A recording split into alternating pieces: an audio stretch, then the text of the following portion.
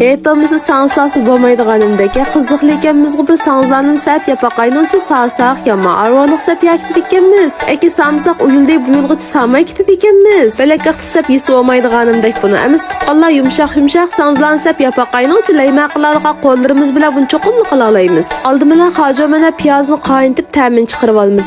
Eki 4 chini unga layma xamirninkini azaraq tetib tutamiz, jumi. Andi bir chini chuchiga sovutilgan mayni qo'yib, evay tayyorlab olgan hojo bosh piyozning suyini qo'yamiz, buni sovutib qo'yamiz. Xamirni yo'g'irdigan usta ketdi qo'yat, qalla biza aralashtirib yumshoqroq yo'g'irimiz, to'lqatib yo'g'irib olmayni. Andi xamirni har yarim soat bir cheylab 2-3 qatimlar tindirib xamirga cho'qim amda ishlaymiz, jumi. Unimiz pishilgandek eki o'xshash cho'nglikda zugul qilamiz. Andi yana yarim soatlar tindirib qo'ygandek mashpinnikidek cho'nglikda yumaloqda olamiz. Andi qo'limiz bilan bitta ishib laymanikidek chiziq qilib, cho'ng kichikligini bitta qilib turmalab eki qozonga jiqaroq may qo'yib, normal qizigandek mashpinnikidek pishirsak bo'ldi, jumi tuqqanlar. Bu ishiltayotganimiz Al-Nuriniki xushparaq birinchi darajalik tunji siqim gazir meyi tuqqanlar. Al-Nuriniki maylarga hech qaynoq xamirlik tarkib qaytilmagan saf tabiiy eki bu ozuq go'shti xoli bo'lganki quvvatlikchi, basim muvofiq xotirjam iste'mol qilsalar bo'ldi. Andi ma sanzini issiq vaqtda tozayni jumi o'shig'ili bo'ldi, yumshoqroq bo'lgandiki sovuqes qaytavasi amda tizilmaydi. Manaqli midrasaqni karasli qilib o'shilib qoldigan ish chiqadi. Endi ma gulsuruqni un